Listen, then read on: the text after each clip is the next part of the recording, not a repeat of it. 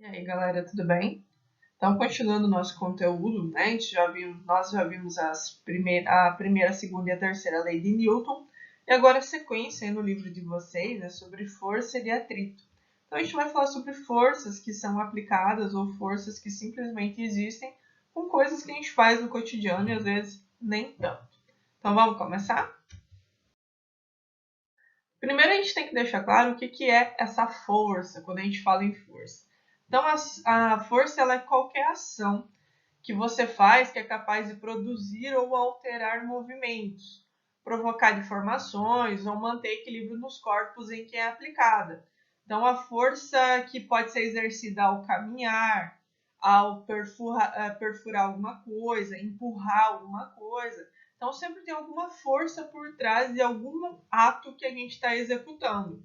Então, nós temos a força gravitacional, aí que nem pular de paraquedas, né? A gente tem a força da gravidade que mantém aquele movimento, que mantém também tentar deixar os corpos ligados à superfície, puxa esses corpos para baixo, né? Por isso o uso do paraquedas.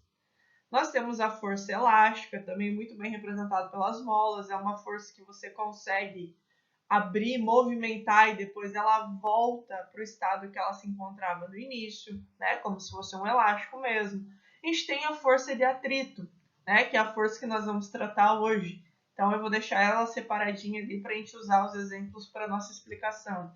Nós temos a força magnética, que é aquela força de atrair os metais ou componentes metálicos por meio de um ímã ou algo que foi imantado, magnetizado.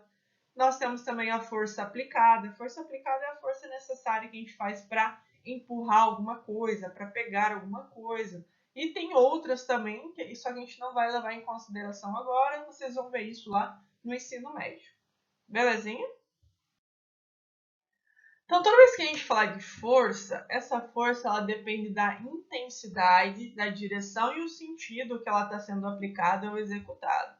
E ela é representada por vetores. O que são os vetores? São flechas, né? As flechinhas que vão indicar. Então, a direção é para que lado está indo essa seta, é que lado que está sendo aplicada essa força. E pode ser em diagonal, para cima, para baixo, lateral. E aí a quantidade, o tamanho desse vetor, aqui a gente pode ver nos quadradinhos, tipo, esse que é um quadradinho tem uma intensidade de força muito menor do que aquele que pega aqui 3 quadradinhos. Então, o tamanho do vetor ele indica a intensidade da força. Então, a gente consegue ver aí pelo tamanho da seta. Tranquilo? E agora a gente vai falar diretamente sobre força de atrito. O que é essa força de atrito? É uma força contrária aos movimentos que a gente faz. É uma força que se opõe aos movimentos do corpo. E isso só é realizado graças às imperfeições das superfícies em que está ocorrendo isso, que é o que a gente chama de arestas. Né? Essas imperfeições das superfícies, asfaltos, calçadas, próprias superfícies de mesa, cerâmica, são imperfeições que vão dificultar o deslizamento de um corpo sobre o outro. Então a gente consegue ver isso. Vamos pensar ali uma parede, um chão todo cimentado que tem todos esses buraquinhos no meio. Então vai ser muito mais fácil eu caminhar sobre ele do que se fosse uma superfície totalmente lisa. Então é como se eu tivesse algumas arestas, algumas alterações nessa superfície que dão esse atrito, que dificultam o deslizamento. Isso que é atrito.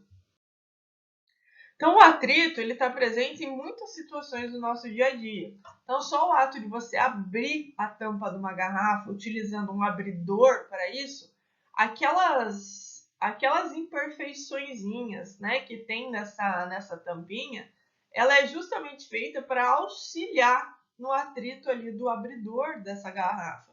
Porque é ela que vai prender esse abridor para a gente poder exercer a força para poder abrir. Então é necessário ter esse atrito, né? Empurrar um carro.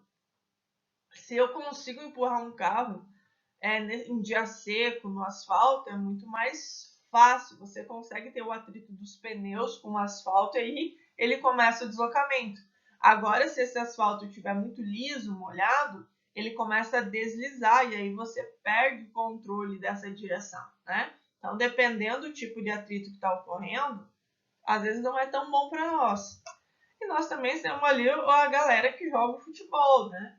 Você correr pelo campo, você tem as chuteiras que tem aquelas garras para aumentar o atrito com o solo, para não fazer deslizar. Pensa em dia de chuva, né? O gramado todo molhado. Se essa chuteira não tivesse essas garras aí, ia dificultar um pouco, ia deslizar bastante pelo gramado. Então é necessário esse atrito para a gente poder se manter em pé. Então, a intensidade, né, do atrito, a intensidade dessa força, ela vai depender de vários fatores. O principal deles é a característica da superfície que fica em contato durante esse movimento que a gente está realizando. Esse atrito que vai acontecer depende da característica da superfície. Então, pensa que você tem que mudar de lugar um armário aí na sua casa. Uma coisa é você deslizar esse armário por uma cerâmica lisa e a outra é ter um tapete embaixo dele. Então, no tapete eu tenho essas arestinhas, né, do próprio tapete, do tecido, que ele não vai deixar esse armário deslizar. Eu não estou falando de puxar o tapete com o armário junto. É deslizar o armário sobre o tapete. Então, ele vai impedir, ele tem mais resistência ao deslizamento do que na cerâmica lisa, que você pode ir empurrando, ele não tem um atrito direto dessa cerâmica com esse armário, né? É mais fácil essa cerâmica mais lisinha do que um tapete que está cheio aí de arestinha, que tem também um tecido ali que é mais difícil para você deslizar algum móvel por cima. Em várias situações que a gente conhece, o atrito ele pode ser um efeito que a gente não quer, ele pode ser ruim, pois além dele se opor, né, ele ser o contrário ao movimento que a gente está executando, ele pode também provocar o desgaste e o aquecimento de algumas superfícies que entram em contato. Um exemplo fácil disso, sabe aquela porta, aquela janela em casa que faz um barulhão quando você abre e fecha? Como se estivesse enroscando o metal nela? Isso pode ser resolvido quando a gente aplica algum lubrificante, podendo ser óleo ou graxa. O que esse lubrificante ele vai fazer? Ele vai preencher essas irregularidades, essas imperfeições que tem nessa partezinha, nessa peça, e aí vai reduzir o atrito. Também tirando aquele som, né, de alguma coisa que está esfregando, que está arrastando no metal. Às vezes tem porta que fica aí o tempo todo batendo em janela também, até a própria porta do carro, às vezes você abre, ela faz um barulho a mais, então é porque está faltando lubrificar.